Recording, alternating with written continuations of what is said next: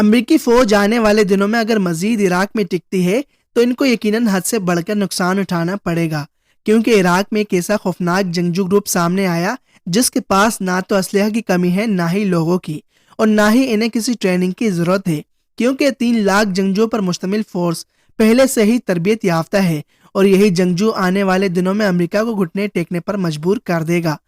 امریکہ کی عراق میں year strike کے بعد اس گروپ نے اعلان کیا کہ امریکی فوجیں یہاں سے نکل جائے، کیونکہ امریکہ نے جو ایئر اسٹرائیک کی ہے عراق میں، انہیں اس کی سزا بھگتنی پڑے گی، اور اگر امریکی فوج عراق سے نہیں نکلتی تو ان پر مزید خطرناک حملے جاری رکھے گا۔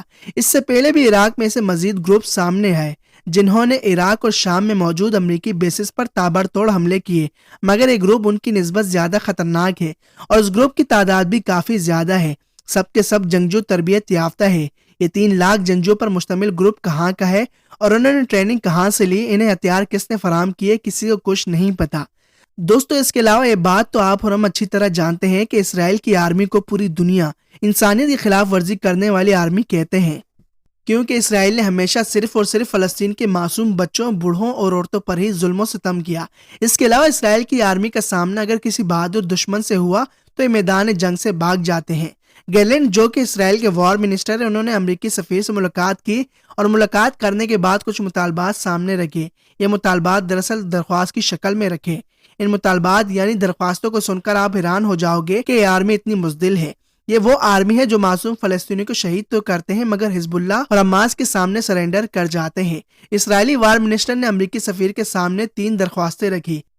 یاد رہے، پہلے اسرائیل اپنے مطالبات رکھتا تھا اور اب پاؤں پکڑنے کی باری ہے، کیونکہ حزب اللہ اور حماس جیسی چھوٹی تنظیموں نے اسرائیل کا وہ حال کیا جو شاید اسرائیل آئندہ 100 سالوں تک بھی نہیں بھولے گا۔ پہلی درخواست، حزب اللہ کی ایلیٹ رضوان فورس کو بارڈر سے لٹانی ریور کی طرف بھیج دی جائے، کیونکہ جب تک حزب اللہ اس بارڈر پر موجود ہے تب تک اسرائیلی فوج کو ڈراؤنے خواب آتے رہیں گے، اور حزب اللہ کی اسی فورس نے نارتھ اسرائیل سمیت مختلف مقامات کو کھنڈر بنا دیا۔ اب اسرائیل یہ درخواست دینے پر مجبور ہو گیا ہے کہ اس فورس کو یہاں سے ہٹا کر دوسری جگہ لے جایا جائے۔ دوسری درخواست، اسرائیلی وزیر دفاع نے مطالبہ کیا ہے کہ حزب اللہ کی اینٹی ٹینک میزائل سسٹم کو رول بیک کیا جائے اور اس سے ہماری جان چھڑائی جائے۔ حزب اللہ سے ہماری جان تبھی چھوٹ پائے گی جب حزب اللہ بارڈر سے 10 کلومیٹر دور چلی جائے گی۔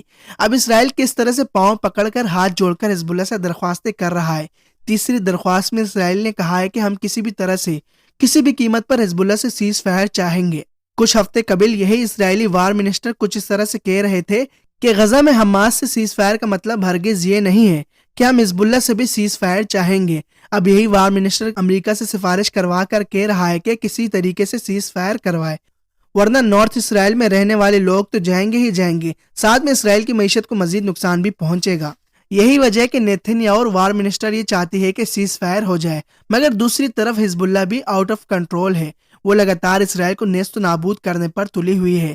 دوستو، اس کے علاوہ اسرائیلی چینل 12 کی رپورٹ نے اس وقت اسرائیل سمیت ان کے دوست ممالک میں تہلکہ مچا دیا۔ اس رپورٹ میں اسرائیل نے تسلیم کیا کہ اسرائیل کو بہت زیادہ نقصان اٹھانا پڑ رہا ہے۔ اسرائیلی چینل نے تہلکہ خیز انکشاف کیا ہے کہ 30,000 لوگ صرف ایک دن میں اسرائیل چھوڑ کر دوسرے ملکوں میں چلے گئے۔ 7 اکتوبر سے لے کر کل کے دن تک اسرائیل چھوڑ کر جانے والوں کی تعداد ایک دن میں سب سے زیادہ ہے، اور حزب اللہ کے علاوہ ایران نے بھی امریکہ، برطانیہ اور اسرائیل کو اپنے نشانے پر رکھ لیا ہے۔ مزید ایک اور خوفناک خبر آپ تک پہنچاتے ہیں۔ یہ خبر ایڈوارڈ سنوڈن نے دی ہے، اور یہ شخص وہ ہے جس نے امریکہ کا ڈیٹا لیک کیا۔ اس وقت امریکہ کا یہ شہری روس میں پناہ لیے بیٹھا ہے۔ ایڈوارڈ نے کہا ہے کہ اسرائیل کو امریکہ نہیں بلکہ امریکہ کو اسرائیل چلا رہا ہے، اور پوری طرح سے اسرائیل امریکہ کو کنٹرول کر رہا ہے۔ آسان الفاظوں میں سمجھا جائے کہ امریکہ میں موجود حکومت امریکہ کی نہیں بلکہ اسرائیل کی ہے۔ ایڈوارڈ کے خوفناک انکشاف اس وقت پوری دنیا میں مشہور ہو رہے ہیں، جسے سن کر ہر کوئی ہکا بکا رہ جاتا ہے۔ دوستو، یہ تھی ہماری آج کی ویڈیو۔ امید کرتا ہوں آج کی ہماری ویڈیو آپ کو ضرور پسند آئی ہوگی۔ پسند آنے کی صورت میں ویڈیو کو لائک کر کے شیئر کر دیں، از بروایت چینل کو سبسکرائب کر کے بیل آئیکن کو پریس کر لیں تاکہ ہماری لیٹسٹ ویڈیو نوٹیفیکیشن آپ کو بر وقت ملتے رہے۔ ملتے ہیں اگلی ایک انفارمیٹیو ویڈیوز میں، دیجیے ہمیں اجازت، تب تک کے لیے اللہ حافظ۔